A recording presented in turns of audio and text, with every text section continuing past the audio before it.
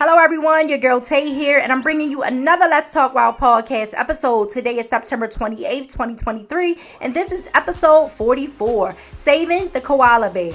Save the Koala Bear Day is tomorrow, so of course I had to dedicate this show to them. For this episode, I'll discuss some facts about the species, like their ability to eat a toxic plant, their human-like fingerprints that could frame you for a crime. Ooh, yikes. Their STD chlamydia catching issues. Whoa.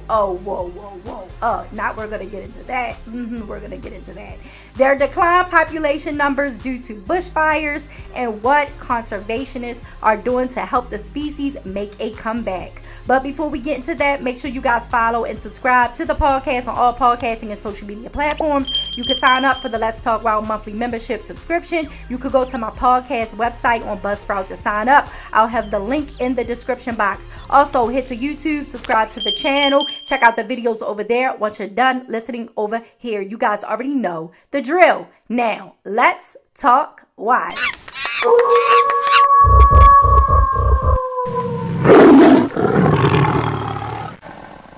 Okay, guys, before I start the podcast episode, I want to apologize for pronouncing China's name wrong, her real name. In the last podcast episode, the Mortal Kombat podcast episode, I said China, the wrestler. I said her name was Joanne. Okay, it's Joan, like Joan Rivers. Like, rest in peace to both of them, like Joan Rivers. So it's Joan. So I was calling her Joanne all these years, but it's Joan. So may she rest in peace. I apologize for pronouncing her name wrong all these years. Y'all know I'm from Baltimore, honey. I say certain words differently than a lot of people in America. So, I apologize. May she continue to rest in peace, and then love and light to her family and her fans. Now, let's talk wild for real this time, okay? So the koalas, Save the Koala Day is tomorrow. I know they have an official, International Koala Day, I think in May. I think it's in May. But, tomorrow is Save the Koala Day. The last Friday of September is dedicated to, just saving the koalas, teaching people, educating people on what's going on with the species. And that's what I'm here to do, honey. And y'all already know we're going to do it the Tay way, the Let's Talk Wild way, okay? As I said in a previous Let's Talk Wild podcast episode, that episode is the wildlife and wildfires episode. But koala bears are one of the most popular animals and are well loved around the world. Yes, they have, bear in their name, but they aren't really bears. They're marsupials. Here we go again with giving animals names that they are not what they are. Here we go again. We're going to see this as a trend continuously. They look like bears, but they ain't bears, but they got bears in their name. Now, the word marsupial comes from the Latin word marsupium, which means pouch. Marsupials are mammals that give birth to their undeveloped babies in the mother's external pouch. They can be found in different parts of Australia. A man by the name of John Price was the first European to record koalas in 1798 while on a trek into the Blue Mountains near Sydney. They were given the scientific name, I'm going to try to butcher this name, honey. I'm not. But their scientific name, okay, means ash gray pouched bear. So they was given their scientific name in 1816, which means gray pouched bear. But later on, scientists realized that they weren't bears after all, of course. Their name koala is thought to come from the native Australian Aboriginal language, which means no drink. Since they get most of their water intake from eating leaves, they still, climb down to drink water during dry spells. But most of their water intake, comes from plants, the plants that they eat. And many of us know that the eucalyptus tree and its leaves is the koala bear's favorite food, okay? Now, most animals can't eat this species of plant because they are toxic. It contains compounds like that of cyanide. Koalas can digest and filter out the toxins normally, but the baby koalas, also known as joeys, who else is called joeys? Baby kangaroos and wallabies are also known as joeys. Their babies are known as joeys. But yeah, the joeys are not, born with the proper digestive tools to help digest the leaves. They have to eat their mother's poop, which contains good stomach bacteria to help prepare them to eat the eucalyptus leaves in their adult lives. Like, oh my goodness, it's just too much. Not the baby's got to eat the poop to get the build the resistance up from the eucalyptus toxins. That's a lot. That's a lot that they doing, honey. You having your undeveloped baby out in your pouch, and then they gotta eat the poop is a lot. It's a lot. The koalas go through a lot, honey, but we're here to educate. Save the koala day, okay? Koalas spend most of their lives in trees and can sleep up to 18 to 20 hours a day. This is cool because that's a good alibi to have when there's been a crime committed, okay? Because their fingerprints are similar to humans. Koalas are the only non-primate species with fingerprints. In 1997, anthropologists and forensic scientists at the University of Adelaide, I know I'm pronouncing that wrong, I apologize, and also the professor, I cannot say his first name. His last name is Henberg. Okay, so Professor M.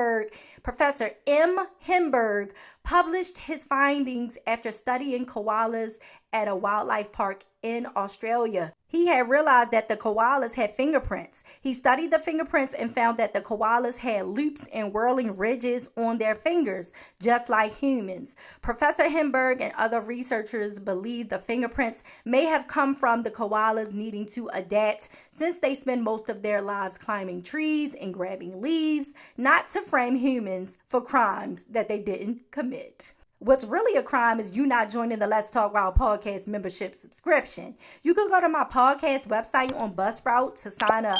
I'll have the link in the description box. Also, make sure you subscribe to Let's Talk Wild on YouTube and follow on all podcasting and social media platforms. Shout out to the September Wild Talkers. We got Coco, Tisha, Rob, Michelle, Damon, Adrian, Jazz, Brandy, Jonathan, and Whitney. I appreciate the support. Now, let's climb back into the show. Cute animals.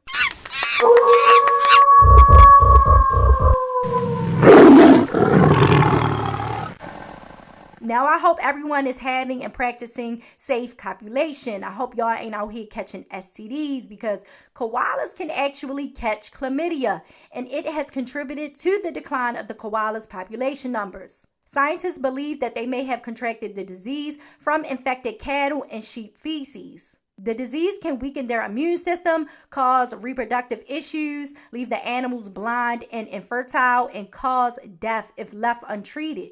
But after years of being in development, a vaccine was finally available to give to the koalas. In March 2023, scientists began to vaccinate wild koalas in New South Wales, Australia, against the disease. The vaccine does not cure them of chlamydia, but scientists are hopeful that the vaccine will slow the spread and prevent healthy koalas from catching it. Child, not the cute koala bears having chlamydia. Oh, maybe I should have renamed the podcast episode to Saving the Koalas from Chlamydia. Like, what is going on? Not them being so cute and cuddly, and then you turn around, it's like, honey, you got an STD. We got to get this together, okay? But chlamydia isn't the only thing that has hurt the koalas' population numbers. According to the WWF's Australia 2019-2020 Bushfires, the Wildlife Toll interim report, they estimated that within the forests and woodlands that burned during the Black Summer wildfires, make sure you guys check out the podcast episode that I did on that for more information on wildfires and bushfires and the animals impacted by these environmental fires and stuff like that. But yes, the interim report stated that there would have been almost 3 billion native animals that passed away or were impacted by the bushfires. The koalas was one of many species impacted, so much so that in February of 2022, the Australian government listed the koalas' conservation status in eastern Australia as endangered. Researchers believe that if conservation efforts are not implemented and, are successful, the New South Wales koala population could be extinct by 2050. Now, scientists, conservationists, and koala lovers have banded together, okay? Shout out to y'all for still loving the koalas, despite them being able to frame you for a crime and having chlamydia that they just passing around unintentionally, but still passing it around nonetheless. I love them too, okay? So we're all banding together and we're celebrating them today. So, shout out to y'all for listening and loving on the koalas, despite all of these issues that they be going through, child. We got to protect them at all costs because we love the koala bears that aren't really bears, the koala marsupials, okay?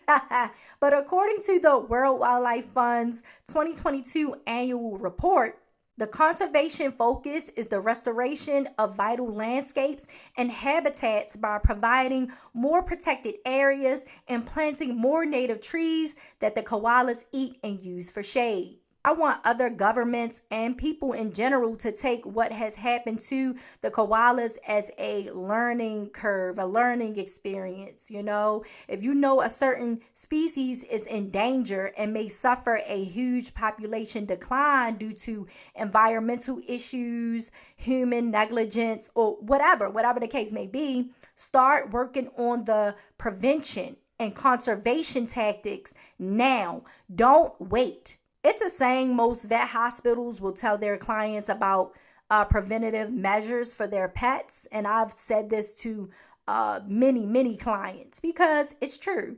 It's easier and cheaper to prevent than having to treat or fix the issue that could have been avoided if you just invested in the prevention. I think this quote should be applied in the world of animals when trying to protect them from extinction. What do you guys think? Let me know how you feel about today's topic, saving the koala bear. Leave a comment on the Let's Talk Wild Instagram page and YouTube channel. Make sure you guys follow and subscribe to the podcast on all podcasting and social media platforms. Don't forget that you can now support the podcast by joining the monthly membership subscription. Once you sign up, you'll get a shout out and you can pick a podcast topic for me to talk about. You can go to my podcast website on Buzzsprout to sign up. I'll have the link in the description box. Love yourself, one another, your pets, and the animals. I'll talk to you guys the week after next. I'm taking next week off, but I will be posting on YouTube. So head over to the Let's Talk Wild YouTube channel to check out all celebrity animal interactions and encounter videos, okay? Make sure you guys subscribe. But like I said, love yourself, one another, your pets, and the animals. I'll talk to you guys next time. Bye.